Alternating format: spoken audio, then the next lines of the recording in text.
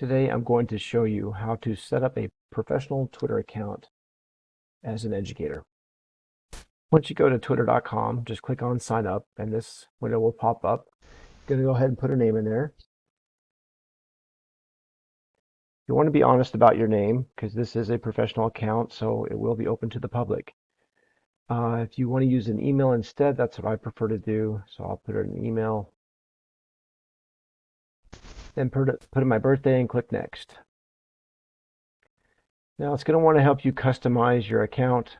This really isn't necessary, at least to a certain degree. They're going to give you a lot of suggestions that may or may not be useful. However, you can go through it if you want.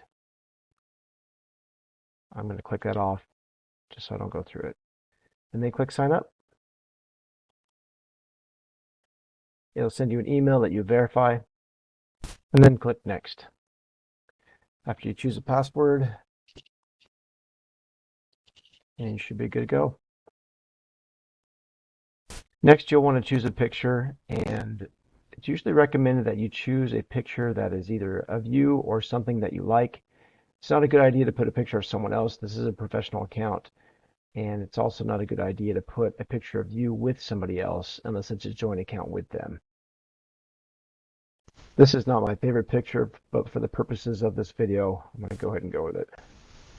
Yeah, I definitely don't want to zoom in on that. Click next. And then type a bio. It's important that your bio is accurate to you. You don't have to be super specific, but be accurate about what you're doing and why you're on Twitter, and maybe a little bit about your professional career.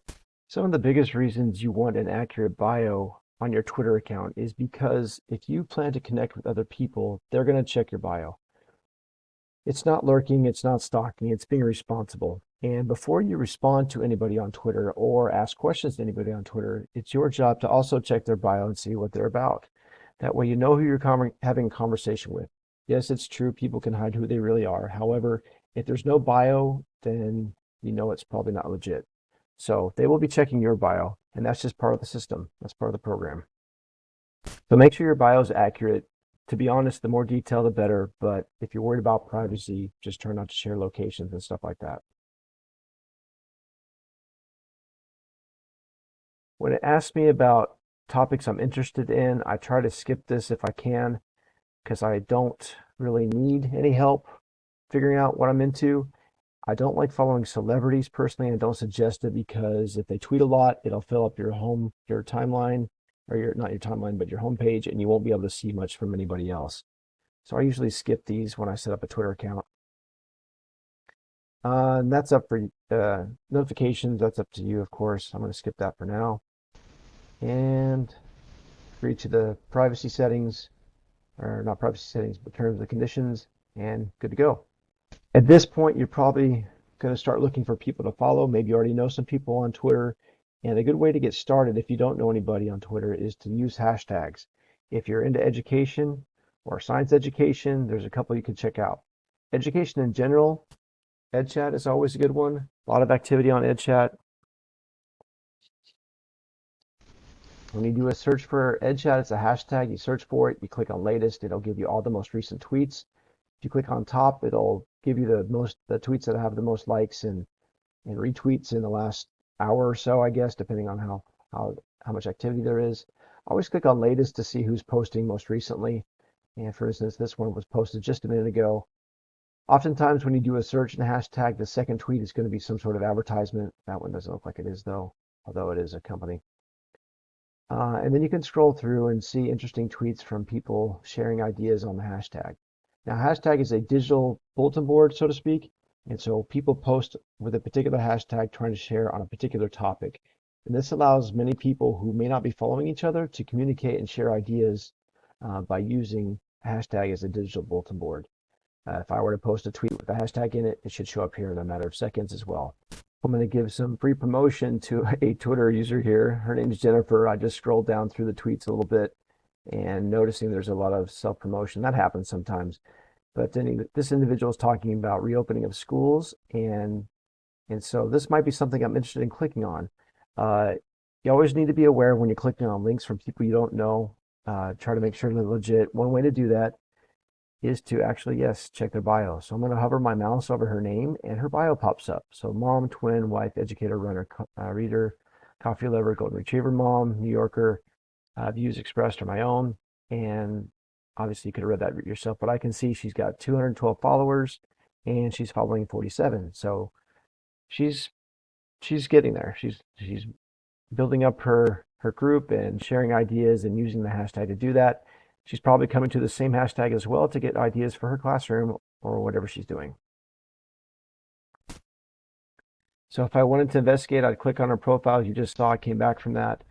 If her tweets are showing up on here frequently and I'm liking what I'm seeing, then I may go investigate her profile more detail and see if there's, maybe she's somebody I would want to collaborate with or share ideas with or get feedback from. So if that's the case, then I would click on her, check out her profile, check out her other tweets, and then maybe follow her. Scrolling, showing you more examples. You can see why checking the bio is important. Get a lot of information. Sometimes you have a lot of self-promoters. Other times you have people honestly trying to share ideas and get feedback and increase their understanding of the world. Here's another great example. This is Tony. Never met Tony, but he just posted a minute ago on EdChat here, and he's PhD. See all this information here, and looks like he's sharing an important idea about not getting overextended. So I checked him out, click on the link, and sure enough, it's an Edutopia article. How to keep from overextending yourself this year. That could be important information and maybe probably helpful. Another good hashtag to use, especially for science education, and if you're into the NGSS or framework, click on NGSS chat or do a search for it. I've just made a video a few minutes ago, so that's why there's so many of my tweets on here. I was demoing how to use NGSS chat, so that's a little embarrassing. But you can scroll down here and get lots of ideas from other people trying to learn how to use the NGSS in their classroom and people you might want to collaborate with. So you can check them out and find lots of people to follow, and that's how you do it.